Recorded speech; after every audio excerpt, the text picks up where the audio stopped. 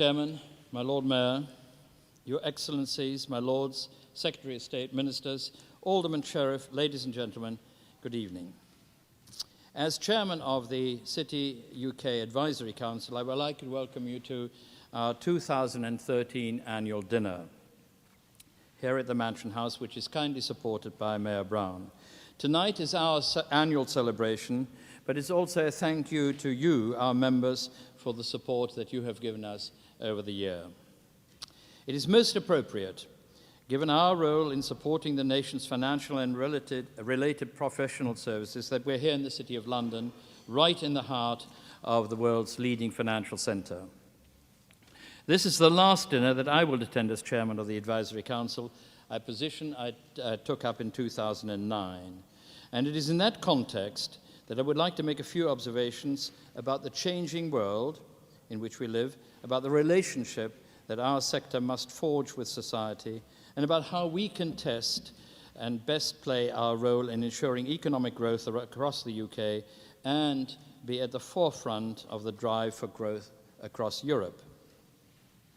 Let me begin with a few thoughts about the path that we have travelled to this point. In 2008, I was asked by the then Chancellor, Alistair Darling, to co-chair with him a high-level group that would examine how the UK could stay competitive in a fast-changing and increasingly competitive world. At the outset of the project, few predicted the upcoming maelstrom of the global financial crisis. The depth of the crisis and the fracture that occurred in trust between our sector, the public and policymakers meant, however, that new thinking was needed. As many of you will know, Bob Wigley was leading a similar review for Boris Johnson just as Boris was becoming Mayor of London. Bob's group and ours arrived at largely the same conclusion. A new body should be established to lead the sector's work in rebuilding trust by examining the roots of the crisis.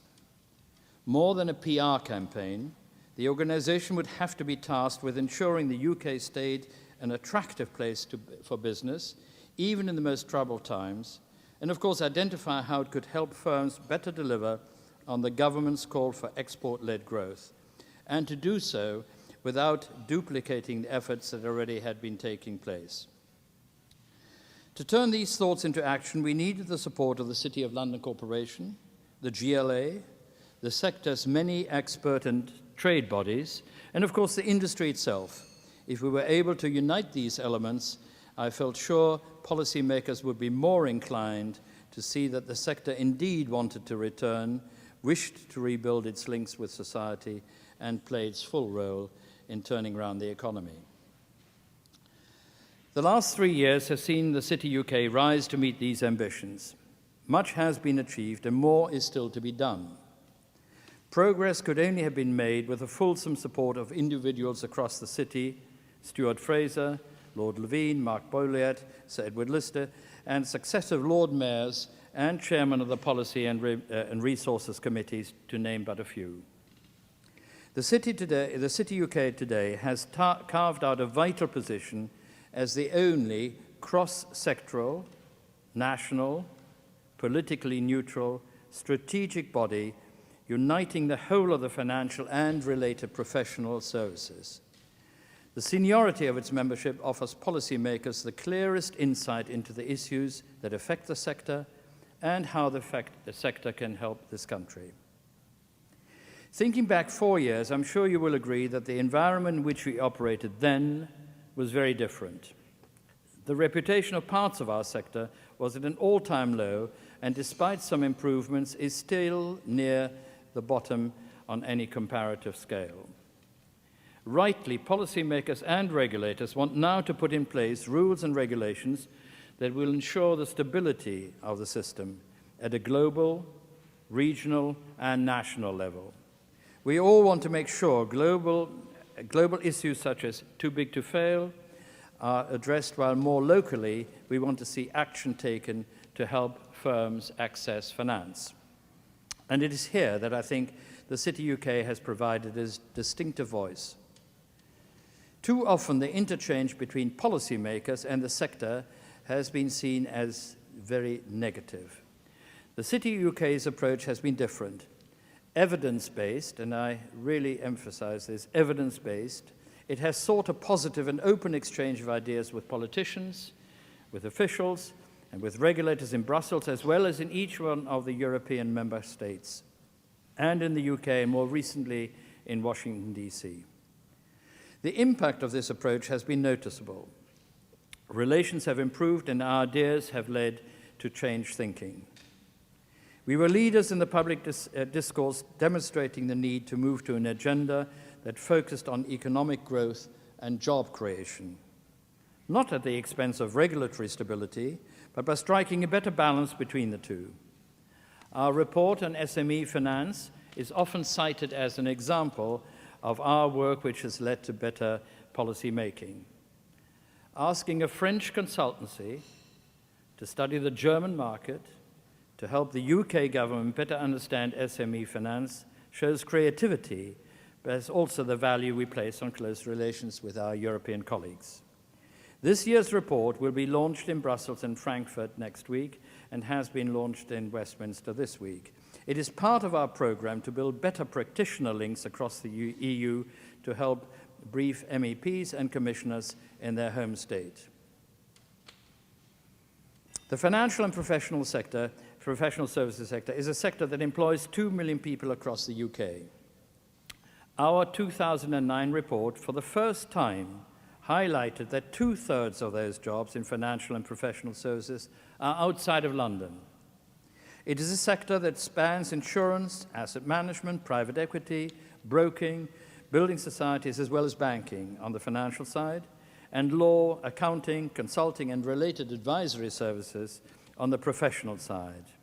These are well-paid jobs done by good people in every town and high street in the country, and in a sector that last year contributed £63 billion in taxes to the Treasury. It is a sector that wishes to regain the trust of all of those we serve and work with.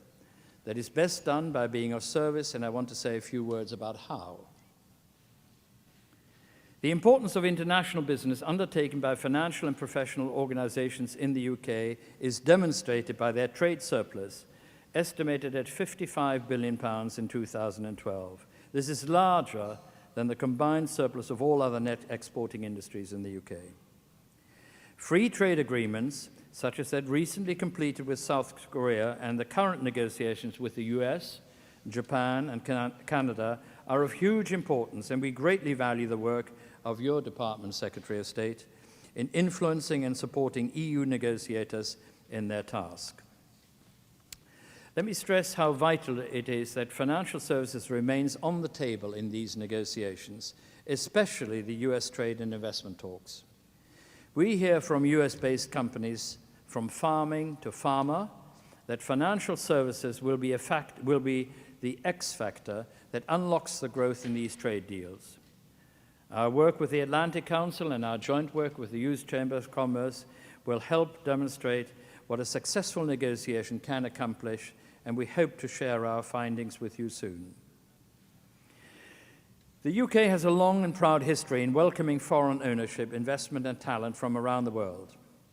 We see it as future-proofing our competitive advantage while also helping today's economic situation.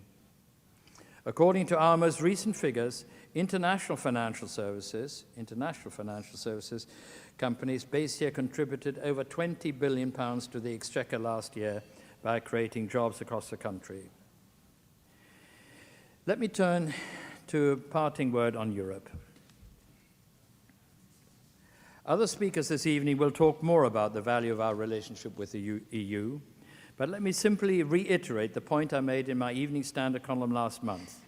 It makes no sense to leave one of our key trade and investment relationships, the one that anchors us in Europe, in the same way that New York's status as a global financial center is in large part determined by its location in the US, so London, a truly global financial center, together with the other centers outside the city, benefits from being Europe's financial center. Our hinterland is Europe, just as New York's is the US. That position helps give the UK influence within the EU. We have a seat at the table. Let us use it to generate the reform of Europe we and many other like-minded supporters wish to see. Jerry Grimstone, the chairman of the City UK's board, kindly called me the godfather of our organisation in its latest report and accounts. Success, as we know, has many fathers, and in this case, a lot of midwives too. Stuart Popham was the organisation's founding board chairman. Nick Anstey as Lord Mayor lent a steady and supporting hand, as is Sir David Wootton on my left, who's here this evening as Lord Mayor Locum Tenens, along with many others. In stepping down as chairman of the Advisory Council next year, I do so in the knowledge that City UK will continue to place at the heart of its work the competitiveness of our sector, both at home and abroad. It has been an enormous privilege to work with my fellow members of the Advisory Council and with the City UK team, so ably led by its CEO, Chris Cummings. I'm looking to the future of the City UK and the prosperity of its members with confidence. May I now ask you to join me in the civic toast to the Lord Mayor, the City of London Corporation, and the Sheriffs. Lord Mayor.